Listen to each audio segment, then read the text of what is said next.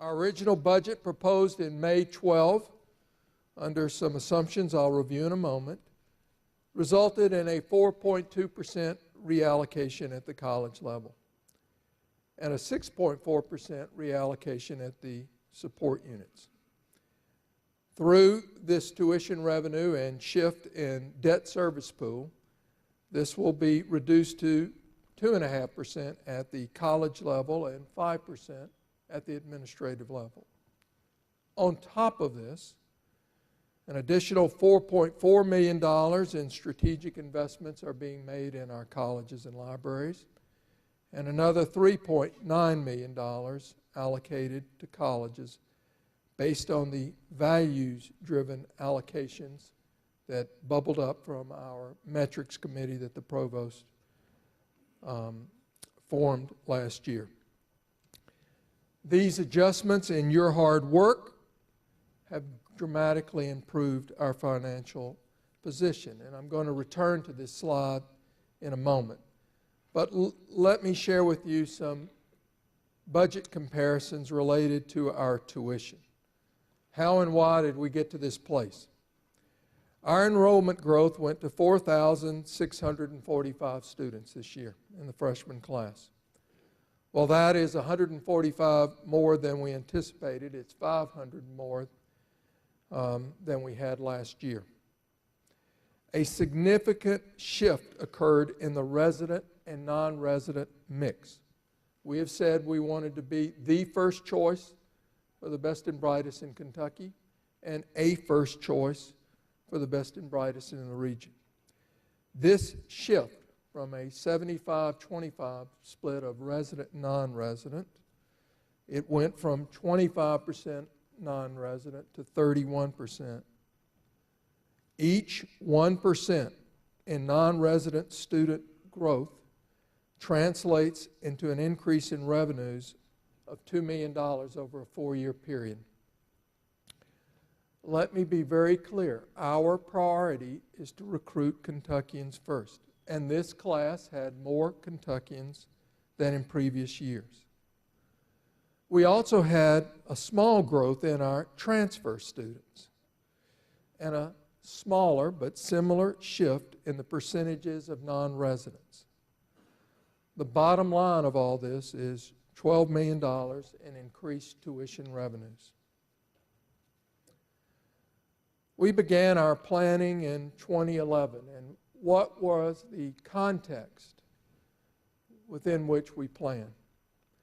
These were certainly apparent in 2011, and they remain relevant today. First, declining state funding. Our state budget decreased by another $20 million this year, following cumulative cuts of $30 million since 2008. This included temporary support of nearly $20 million annually in the form of stimulus funds that are no longer available. We are going to expect declining and flat federal support for research. From 2010 to 2012, we enjoyed stimulus funds, again temporary, of about $112 million. This is no longer available. Like many, with optimism that our economy would bounce back, we made long-term commitments on short-term funds. We also face a decaying infrastructure. We estimate that we have at least $1.5 billion in deferred maintenance and new construction needs. We have really no plan, or had no plan, to create modern technology-infused and research space that can serve as the front porch for this university, where the exchange of ideas takes place among a mosaic of backgrounds, perspectives, colors, ethnicities, and races. And we can't simply wait for Frankfurt, unless you like waiting for Godot. We were concluding a period of unsustainable tuition increases year after year that we did not want to continue. Our student success rates remain stubborn. Our graduation rates have not improved in a decade and a half, No great research university has graduation rates at this level. And the gaps for in salary, the disparities we have there with our peers, continues to increase. And now something a little newer for all of us. What is our system-wide plan for the rapid growth in demand for e-learning? We have evidence that most other universities in the state are outpacing us, and the forces in the form of startup companies like edX and Coursera, where the likes of Harvard and MIT and the public Ivies now are giving away and selling class content being used for credit at other universities, is a disruptive force we must acknowledge. This context and the planning within which we undertook began in fall 2011. After extensive listening, a report from the university-wide committee of faculty and staff, and a board retreat, we determined that we should not think short-term, but we had to start planning long-term, and adopted a 2-year budget planning process. This way, our decisions would not be rushed into, as they typically are, a few weeks of planning. We would have the benefit of wider dialogue that would produce better informed and wise decisions. These decisions can allow us to innovate and earn our way forward. The truth of the matter is that to keep doing the remarkable things that we do at the University of Kentucky, we have got to grow our revenues and more effectively manage our expenses.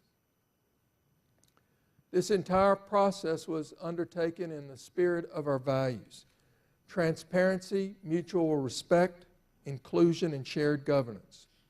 Through forums, college meetings, individual faculty and staff meetings, and committees such as the Financial System of Accountability and the Provost Council on Metrics, we surfaced meaningful discussions that will continue.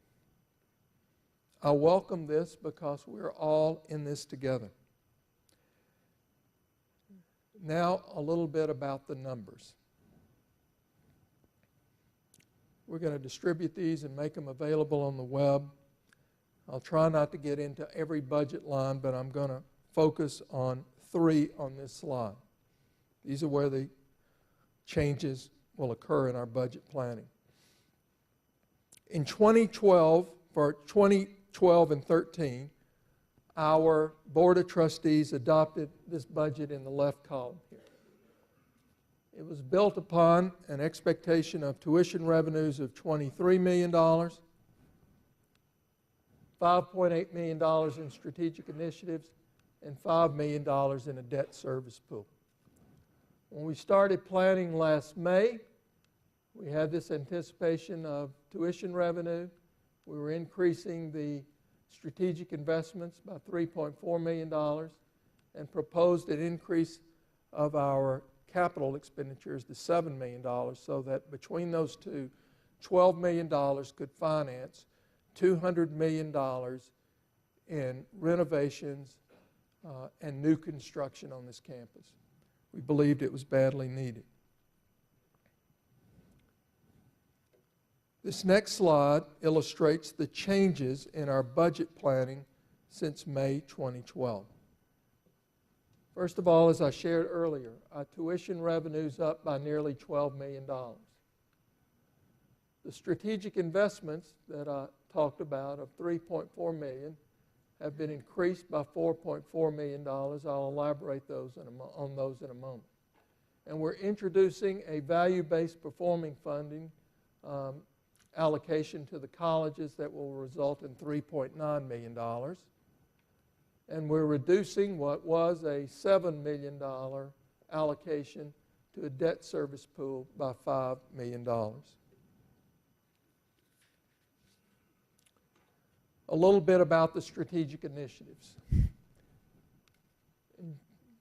Our May proposals for the 13-14 budget totaled $3.4 million. This included our tuition incentive funding, our TIF, monies dedicated to the Quality Enhancement Plan, which is critical to our SACS reaccreditation, and software enhancements across the enterprise. The November 2012 proposals we will operate under total $7.7 million. It includes this $3.4 million, but also initiatives in e-learning and our campus support units, especially in safety and crime prevention, staffing for our counseling center, a student transfer center. We're not meeting our obligations there in an expanding rush of students. A North Campus student study. We have the study facility on the South Campus, but we have many students on our North Campus that don't have access to this tutoring and mentoring. And then a substantial contribution to our libraries to close any gaps we have that could undermine our periodicals and collections. And then finally, the $3.9 million distribution through the values-based performance funding for the colleges. So this is a busy slide, and excuse me, but I wanted to go over this $7.7 million and where it's being distributed. First, as I said, a little over $3 million to the tuition incentive funding. This is $1.4 million to the colleges made in previous commitments, and $500,000 to our libraries to shore up that collections challenge. The support units that I mentioned are at these amounts: $205,000 for IT solutions, safety and crime prevention, $868,000, $200,000 for our counseling center, transfer center, $300,000 for the North Campus study, and $1 million for e-learning, so that we can assist all units on this campus in meeting some of the challenges they face. In addition, $3.9 million, resulting in $8.8 million of increased distribution to the colleges and libraries. So let me return to my highlight slide to give you a bottom line of what this means.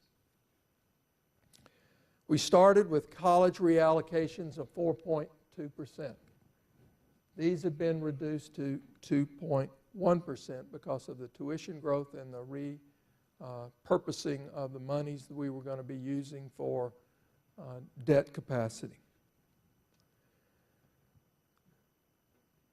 With the addition of the $4.4 million in strategic investments and $3.9 million in our value-driven allocations, this shifts the overall bottom line in college reallocations from negative to just slightly positive.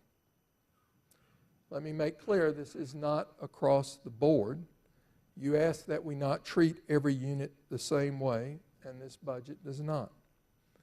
But it is 2% shift in the positive direction.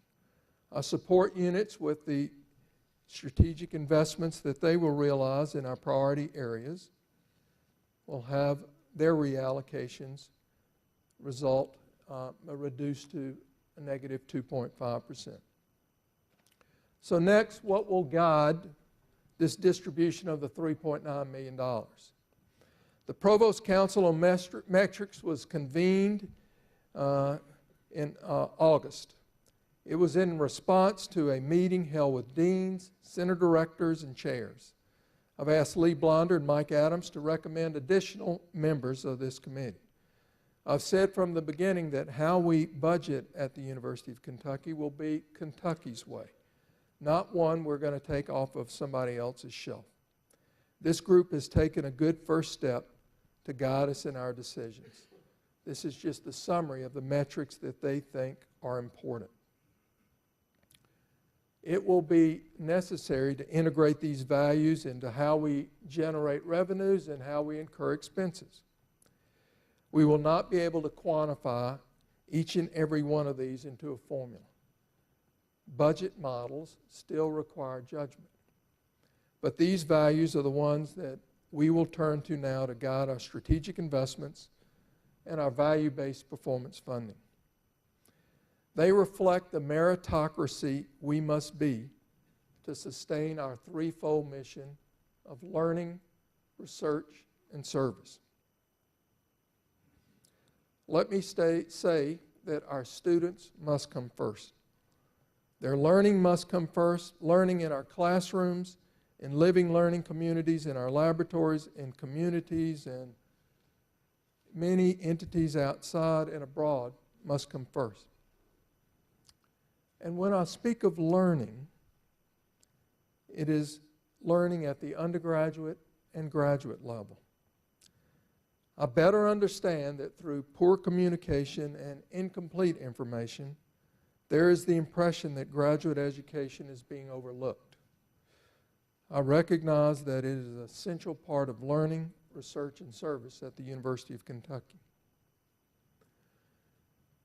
And when I speak of learning, it's not with a limited definition.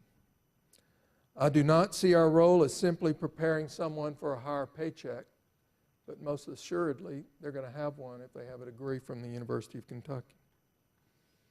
Now, when I think of learning at the University of Kentucky, I think of a night I listened to Maya Angelou when she eloquently stated, making a living is not the same thing as making a life.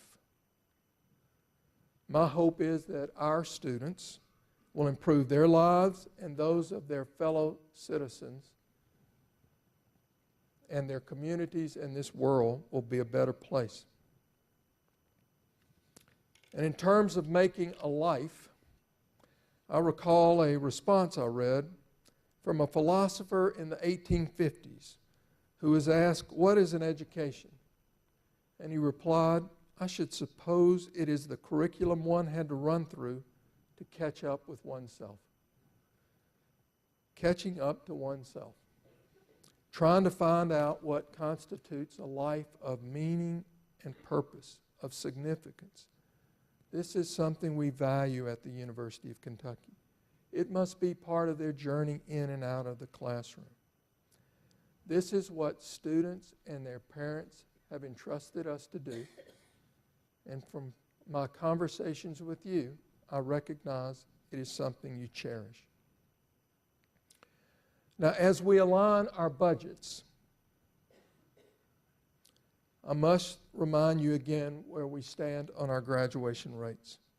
Our budgets at the college level and at our supporting units must value the work that will result in our students leaving UK with a degree that represents a quality education, an education that makes that life that Maya Angelou referred to. Our attrition and graduation surveys, noted on the bottom of this slide, point to areas of improvement. Advising, changes in majors, course availability, and family problems are amongst those listed repeatedly about our students. What else do we know? Our NESE survey that's used nationwide on student engagement shows we do a great job in the early year, but as our students get to their upper classes, we find we fall way behind our peers. We also know, and we've demonstrated in a compelling way, that those who participate in learning communities on our campus have a much greater opportunity of moving towards graduation. This is why, among other things, 161,000 square feet in our new residence hall space will lend itself to this kind of learning. But if you look at our graduation survey and ask our students if they participated in a living learning or a learning community, only 20% respond in the positive. We can and we must do better.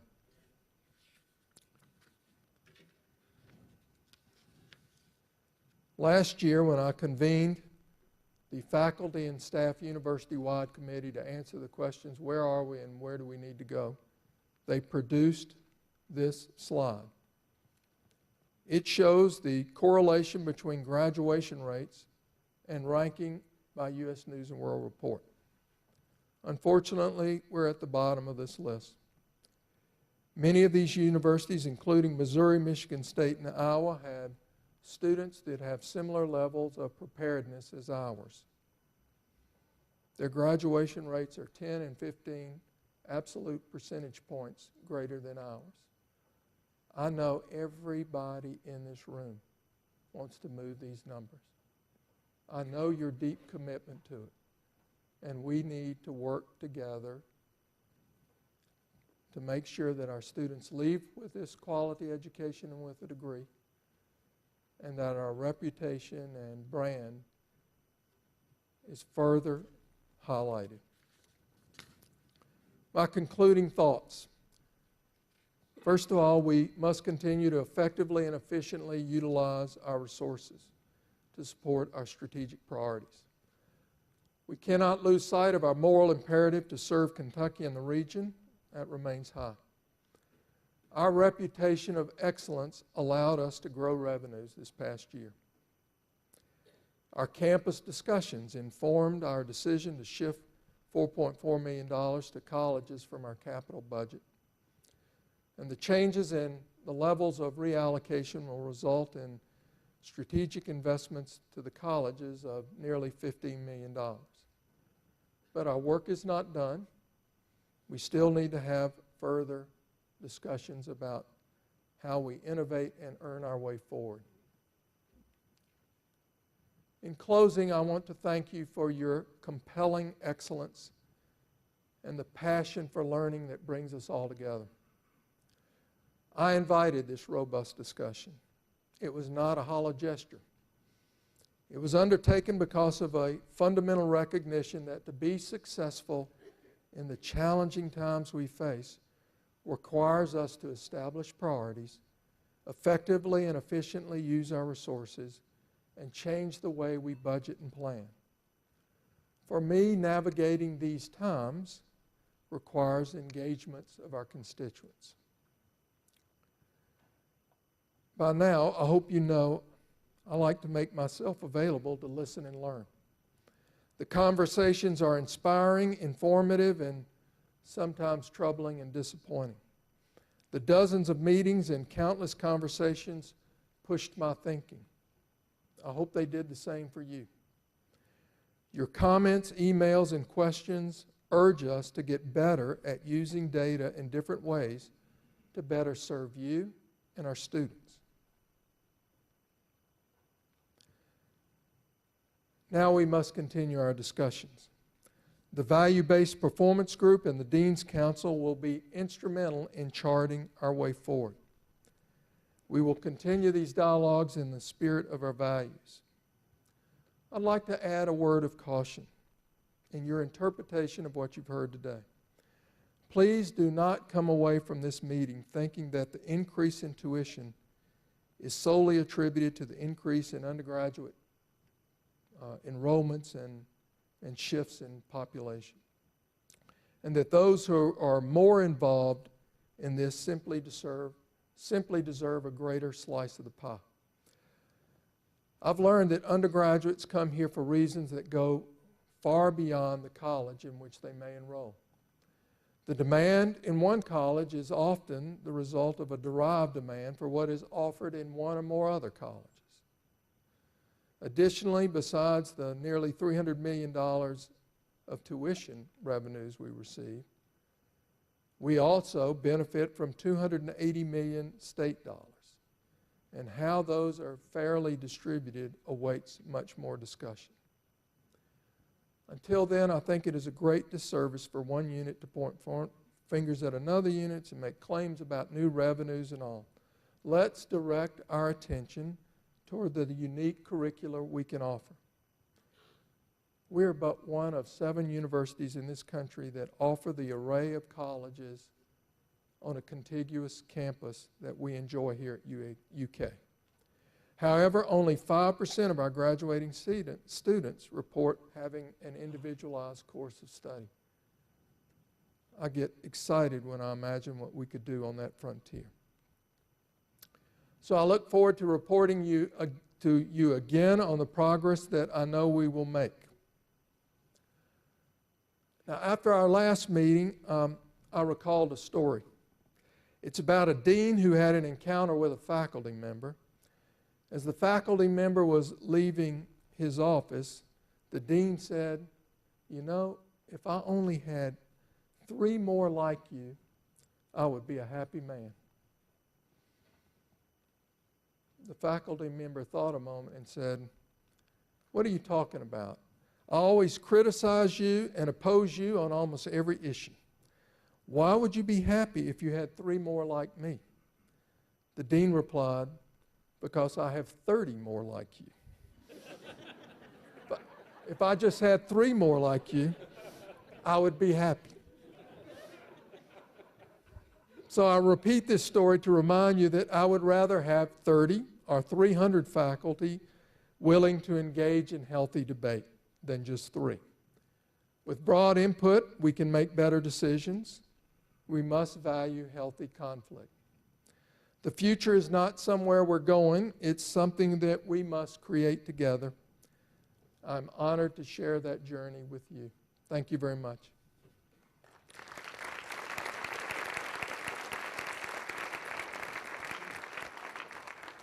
I'm happy to take questions. You said you have microphones out there?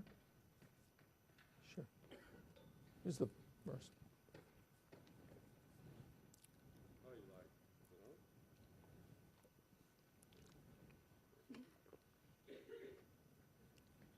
Okay, we can't find the on button either.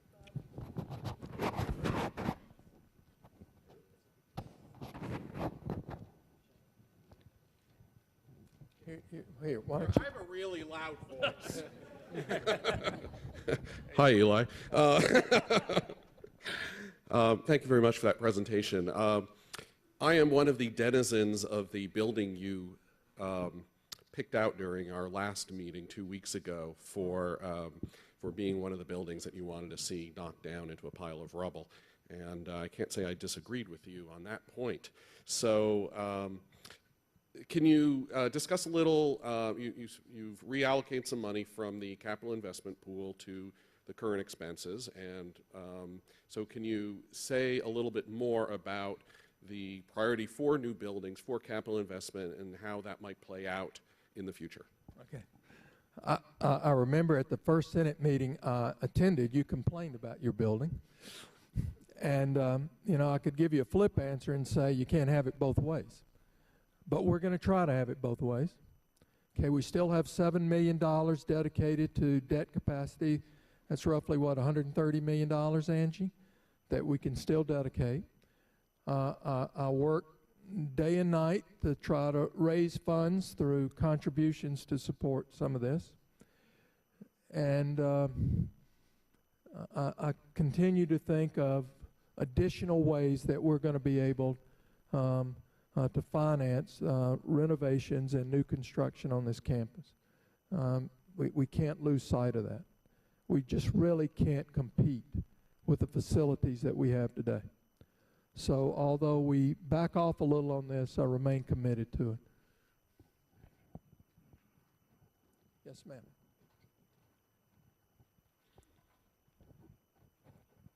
Gail Bryan, College of Engineering.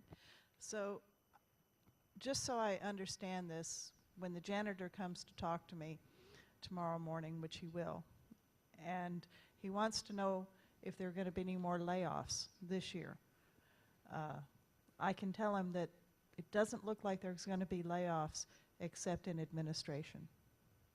No, I don't think you can say that. I think what we've said here is we have mitigated the impact across all the units, and we're strategically investing in our priorities.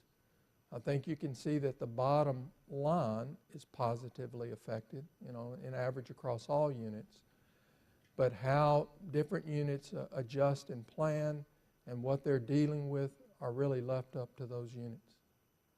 So the negative 2.5 could still impact things that are campus-wide, like janitorial services, PPD. You know, we are asking every unit to look carefully at their management of expenses. Yes, we are. So I trust the people that run those units to make their recommendations to us, and then we will act upon those. I cannot give a full assurance across the entire university that everything is going to remain as it is. I think you'd recognize with the changing environment we have, the temporary funds that we relied on and the new priorities that we face, that this is an opportunity to realign and adjust in accordance with all those factors, and that's what we're trying to do. Thank you. Thank you.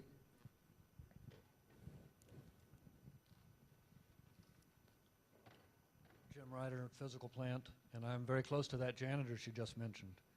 In fact, I kind of supervise some of them.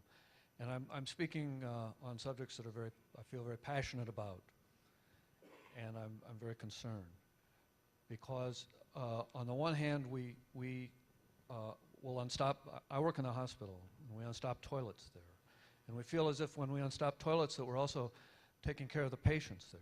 And we're also making sure that the doctors are able to use those toilets so that they can take care of the patients. And we think that by doing that, we're helping to take care of the whole hospital. And by doing that, we think that we're furthering the whole mission of the university to take care of this state. And we feel like, while on the one hand we're very small parts, we're a very central part of the function of that team that takes care of those things. But and we're very proud to serve in this way. Public service is what we do. Patient care is what we do. We're very pleased to be able to serve. But on the other hand, we're very concerned because we see, unfortunately, we would like to feel some commitment from the administrators that they also value our service, because we see a movement in another direction where we're easily replaced, that we become just dollar bills, our service, our human service, is not valued in the way that we would like it to be valued. The teamwork that we provide is not valued in the way that we'd like it to be valued. And I would like to hear some kind of a commitment about that, some comment that in fact that we are valued. Thank you. I deeply value the service of every employee of this university. You know, sometimes when I'm a little restless at night, which is often, I go for a walk here. And one of the places I like to go is to our hospital. And I go in there, I tell people I feel very secure when I go there. Number one, they ask me for my ID every time. And number two, I go up and sit oftentimes in solitude facing that Kentucky wall. And there are pictures from 120 counties across this state that remind me of why we're all here. That's who we're here to serve. When I left there during my last visit, there was a gentleman standing out front. It was a Sunday night at about 10:30 or 11. I think I've shared this with you. I asked him what he did. He said, I'm part of an ambassador program that is here at night. When people come here alone, sick, and afraid, I'm here for them. Okay? And I deeply value that. I understand that. We had a long conversation. So please know that I don't diminish everybody here to dollars and cents. But thank you for sharing what you said.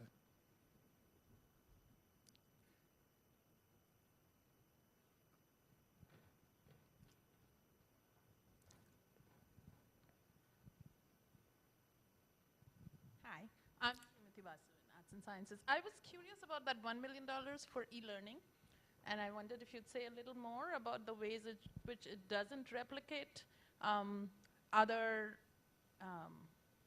resources we have both in our college and college-wide. Okay, first of all, let me say that these proposals, the provost will discuss extensively with the deans, and their proposals at this stage, and we look at opportunities in course redesign to support units that may want to do something like that, units that want to seed an opportunity to grow distance learning opportunities. Those are the range of things that we talk about there, and those will be discussed extensively with the deans. What does the ramping up consist of from what we have already? What does the ramping up consist of from what we have already? Well, here, at my last presentation, I shared with you where most universities in the state of Kentucky are offering, I'd say on average 15, 20% of their classes through distance learning. We're at 5%. As I walk around and talk with all the colleges, we sort of do this in fits and starts, you know. And what we're trying to do is provide some infrastructure in partnership with the colleges so that those who want to take an opportunity and meet the challenges that they face there can do so. That's what we're trying to do.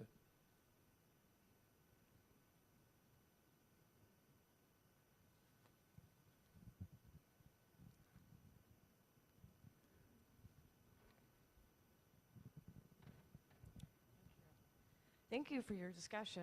I'm a graduate student in the philosophy department, and so I was just wondering if you can clarify more about your plan for graduate education, because I've heard terrible rumors, maybe rumors, about fellowships being cut and travel money being cut. Yeah, I heard that at this last meeting, and I would say that that was incomplete information and poor communication, and we have to correct that. Oh, do you have more ways how you can correct that, or more ways we graduate students can help you correct that, or how are you trying to plan this? I'm just trying to be helpful. Is that good? Well, I think when we talk about investing $3.9 million in a strategic pool, and I said that education at the undergraduate and graduate level, that presents an opportunity for how we pay more careful attention. And then our provost is going to work with our graduate school dean and the other deans to make sure that we do our best to preserve the investments we make in graduate education. Okay. Yes, sir. What? Let's get a microphone, too. I'm Peter Perry for College of Arts and Sciences. First of all, thank you very much for your presentation today.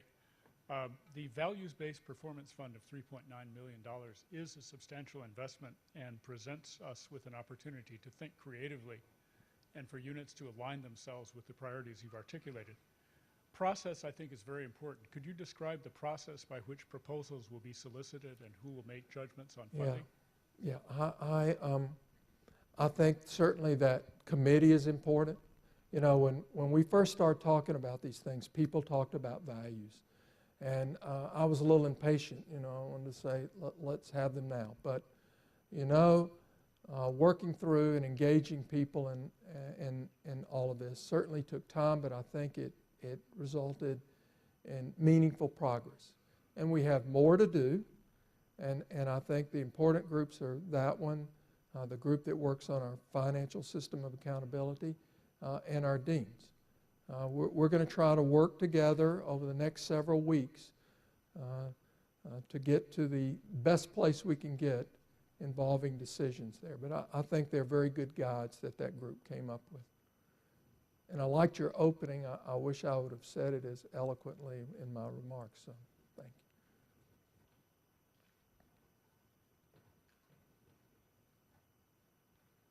Connie Wood, Arts and Sciences. I'd just like to follow up on Peter's question, because in the past year, the academic units took a 3.3% cut, and under your new plan, it'll be another 2.1% cut, but this will be in recurring funds.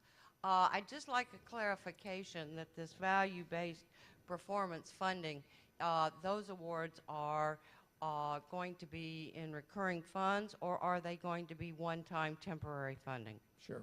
First of all, let me put this in context too. We had a state budget reduction of 6%. 6%. And you can see from what we did here, yes, the units took a 3% cut, administrative units over a 5% cut. We're mitigating that further through the proposals that I laid out today, so that overall, you know, these the bottom line is sort of neutral. Okay. What I hope we achieve through all of these discussions is what you just talked about, and that is something enduring about our budgeting.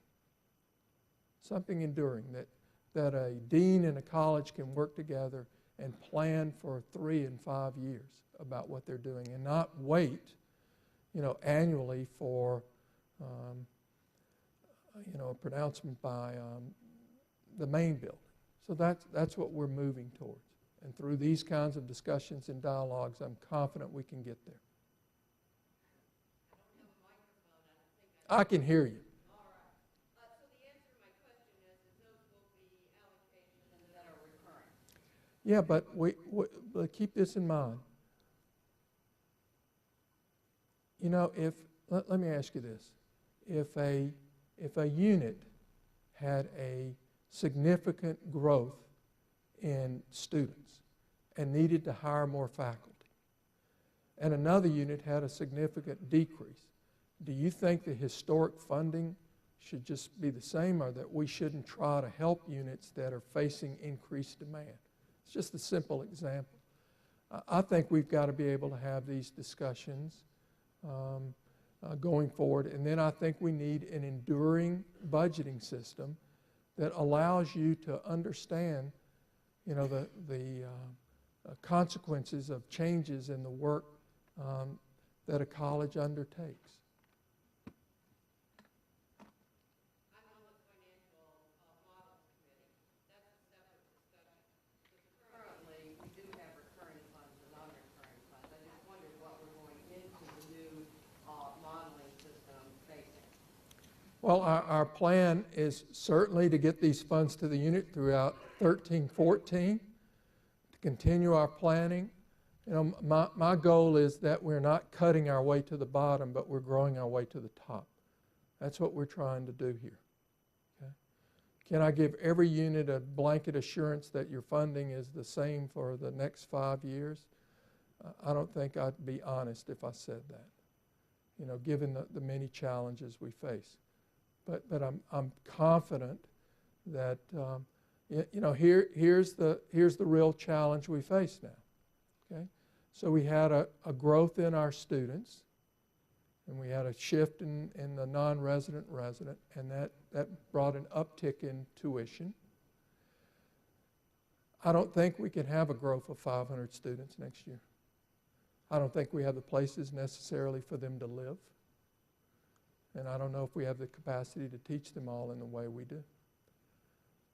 So how is that future determined if we don't have an uptick in state dollars and those kinds of things? That's why this focus on retention, it's a moral imperative. That's what we must do. But there's a financial implication to it as well. If we had a 5% increase in retention, that would translate into probably $10 to $15 million of recurring revenues that we would all enjoy.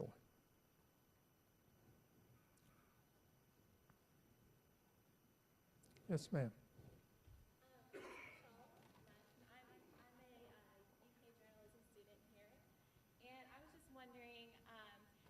Make these new facilities and dorms more appealing to students on campus that live off campus, and where, I guess, will this mean a tuition increase for students? The residence halls? Yeah, for the residence halls and the new upgrades in the facilities like the library and stuff. So what we've committed to is, after years of dramatic increases in tuition, that our increase next year would be no more than 3% if we have one. The residence halls, we entered a public-private partnership that I think results in higher quality at an excellent price for our students. It brought in $130 million of external investments to improve our living, learning conditions on this campus, and I'm very excited about those. So that's not, your tuition bill does not reflect the price of housing. We have in our budget, everything we want to spend here, $7 million of recurring funds that would support $130 million of construction and renovation on campus. It's already incorporated into the budget, and it assumes no more than a 3% increase in tuition. Okay, thanks for your question.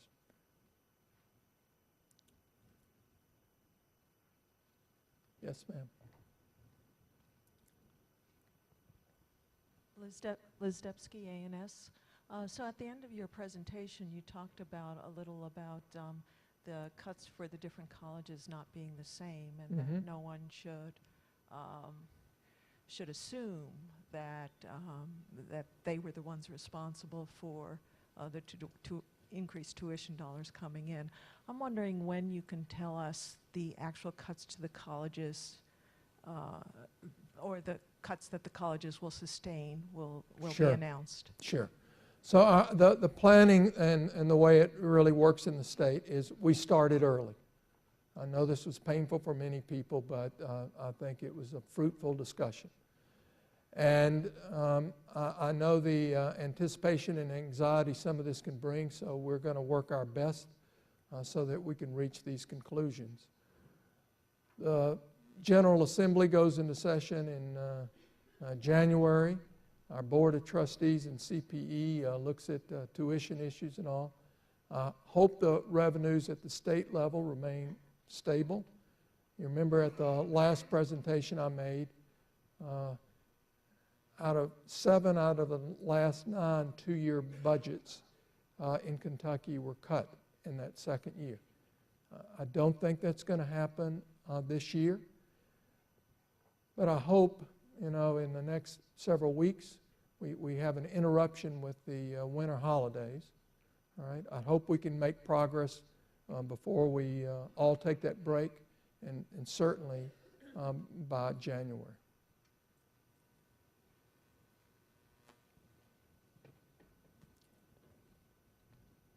Hi, my name is Leon Sachs. I'm in the College of Arts and Sciences. And I believe that one of the most important missions of the university, any university, is to preserve and transmit a certain kind of knowledge that is not measurable in market terms, dollars and cents. And what I would like to understand better is how values-based budgeting will protect that mission of the university. Well, let me ask you how. Let me ask you how you propose to protect it.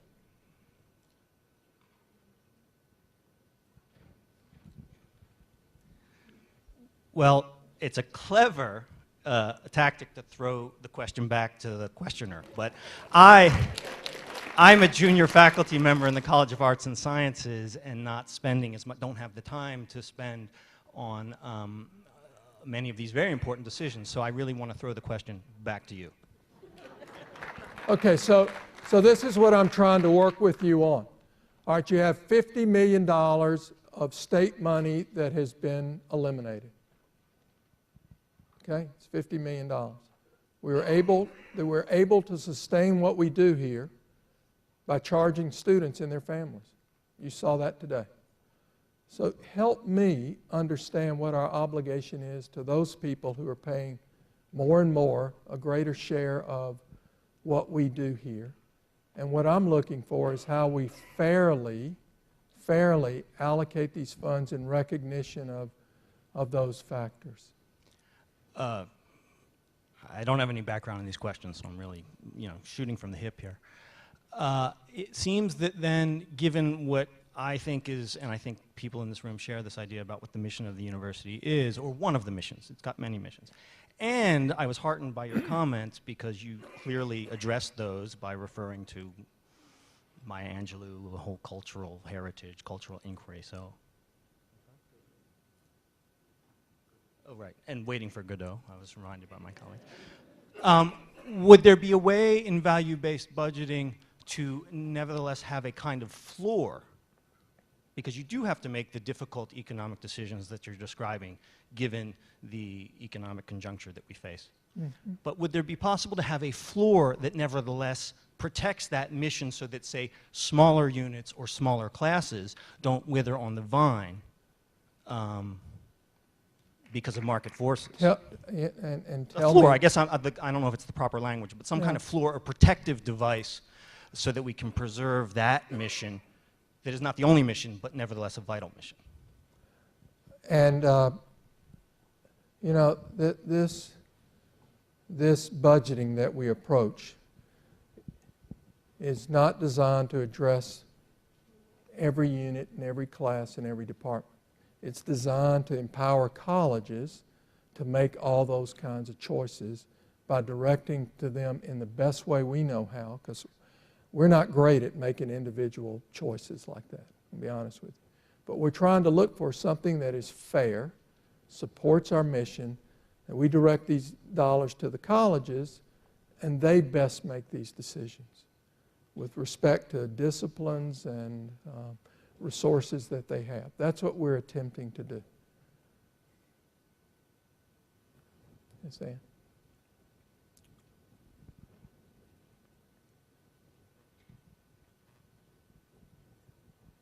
Thank you.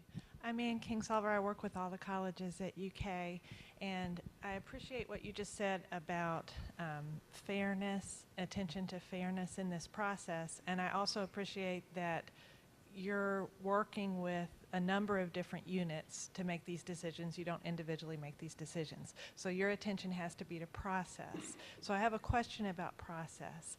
I'd like to refer back to my colleague in the hospital talking about the staff and the role of the staff at the university. I heard in your response to him caring, but I didn't hear a response to his request for commitment to the staff in this process.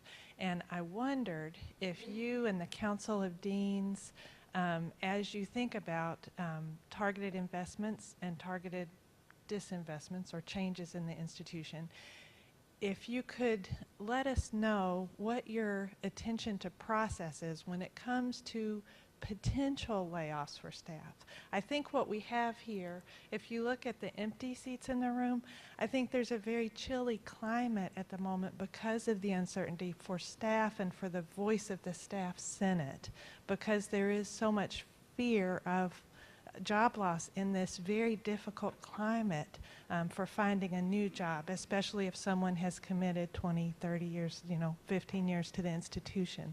So I'd like to hear from you about how the administration, and by the administration I mean the Council of Deans, that the many conversations that you're having, could you talk with us so that we can relay to those who would be occupying some of the empty seats what the process is for considering that commitment that my colleague brought up to the staff, who are the face of the institution with all those new students who are coming in trying to find their way around campus, because we don't want them to leave after one semester because they can't find their building or because they can't find somebody to talk to about their program. I think we all care about that.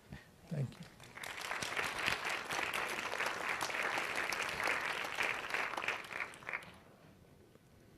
First of all, I have found to my most sort of enlightening discussions have been those that I've held with the Staff Senate and the staff that Mike Adams is able to put together for me on a periodic basis. And they share with me their concerns, and I understand them. And it's important to us that staff are well compensated. And this proposal includes a increase in staff compensation in alignment with faculty compensation. Okay. We have worked here to protect benefits as best we can. Our health benefits across everybody, we have kept a lid on those that I think they're important to our employees. We're going to go through a process that focuses on what we're trying to do and achieve as a university. All right. The staff roles in those are certainly integral. And again, the units that provide those services will be able to adjust and make decisions through those processes. It's got to be done at the college level and below is how we're trying to do this. Due to other activities, we've got time for probably one more question. All right. And this gentleman over against the screen over there has had his real high for a long time. So. Okay.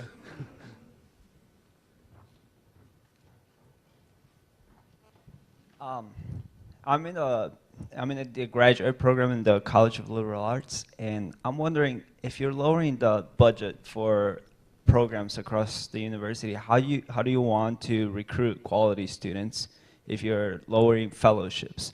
We already teach a lot. We're very cheap labor for the university. And Yeah, let me make clear how disappointing that comment is to me. Okay? When I hear that a graduate student or teaching assistant is teaching an intro class of large numbers, that is disappointing to me. Okay? That is not what your experience needs to be about. When you come here to grow as a graduate student, it is not to be cheap labor. I want to make myself very clear on that.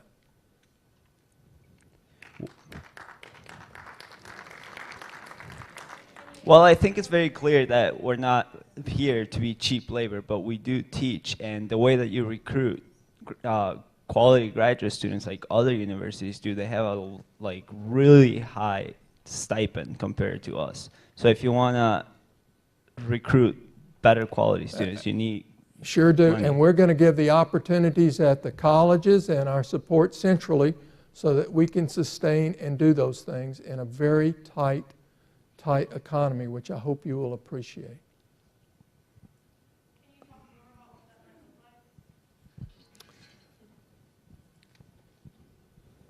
We have the opportunity from our strategic investments and our value-based distribution of revenues to address those things. I'm going to trust that process to do so. Let's let Lee have the last question here.